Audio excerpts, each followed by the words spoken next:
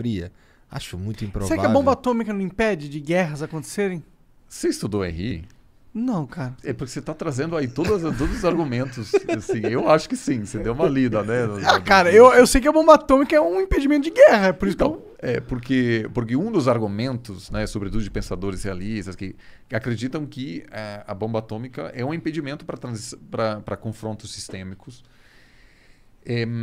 Isso pode ser, a gente não sabe. A gente não sabe, né? Tem gente que acha que é a ONU que garantiu a paz desde a Segunda Guerra Mundial. Você está mais do lado realista, né? Eu tô vendo assim. Você não é um cara assim tão otimista assim. Eu não acredito que organizações regem o mundo. Tá, o mundo então, funciona do jeito que ele quer. Então, se você... Assim, as bombas atômicas, em teoria, sim, podem estabilizar. A não ser que tenha proliferação e pode haver confrontos acidentais também, né? Um Estado Islâmico pega uma bomba atômica. Fudeu. Isso é uma possibilidade, mas a outra é a Primeira Guerra Mundial, que começou por causa de um assassinato. Aí teve uma aliança entre vários países que foram arrastados para esse conflito e ninguém quis a Primeira Guerra Mundial. Entendi. Então pode haver confrontos e, nesse caso, até uma bomba atômica, em teoria, pode não parar, impedir esse tipo de confronto. Que foda, porque se rola um confronto, acaba o mundo. Uma bomba atômica, tipo, a Terceira Guerra Mundial vai durar 2 semanas. Assim, por incrível que pareça, existe o direito, inclusive, da guerra, né? Ou seja, existem regras e normas que foram estabelecidas.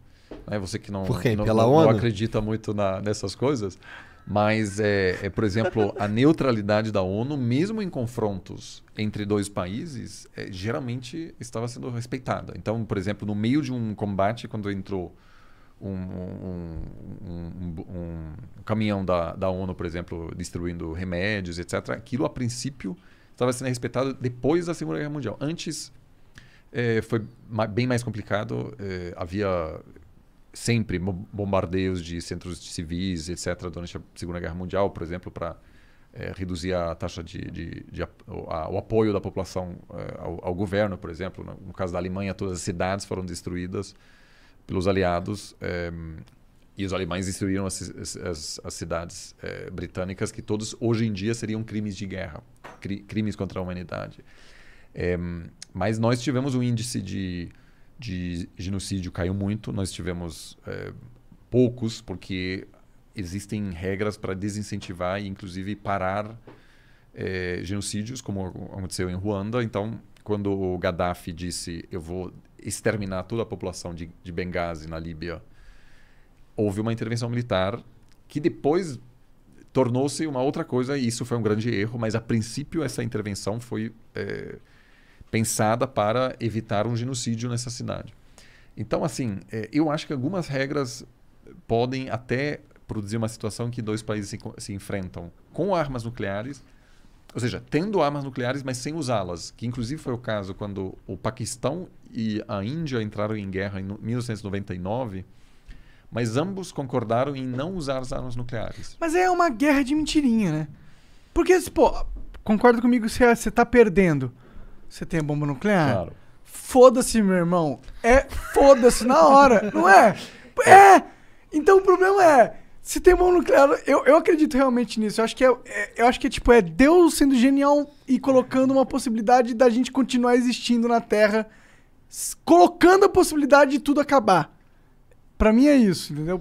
E na Guerra Fria funcionou.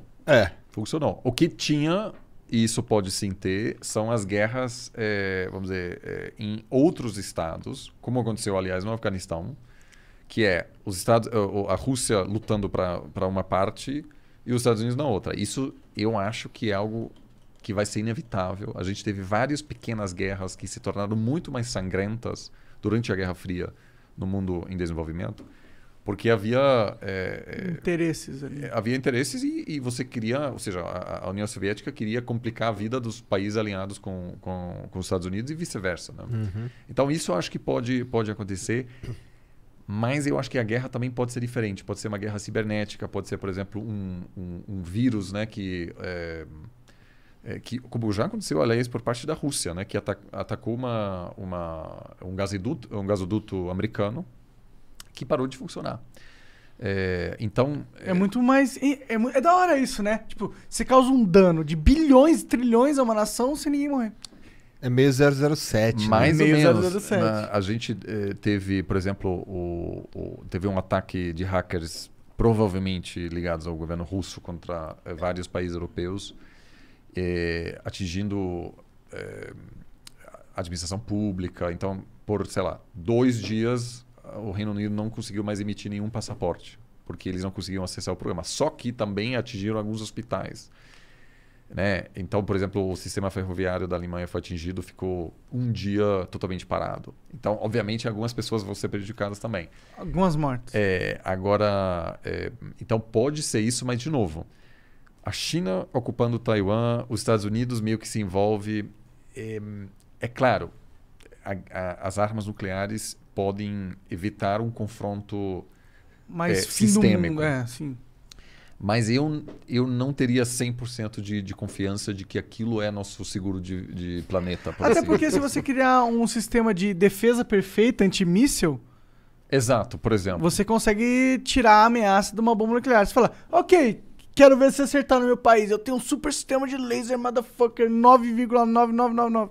Ou você, por meio de um vírus, consegue inviabilizar temporariamente toda a estrutura nuclear de um país, que naquele momento, o que você está dizendo, esse mecanismo de destruição mútua assegurada, ele deixa de existir. Pá, faz sentido total. Aí só eu que te destruo. E Só de acabou. sacanagem. Caralho.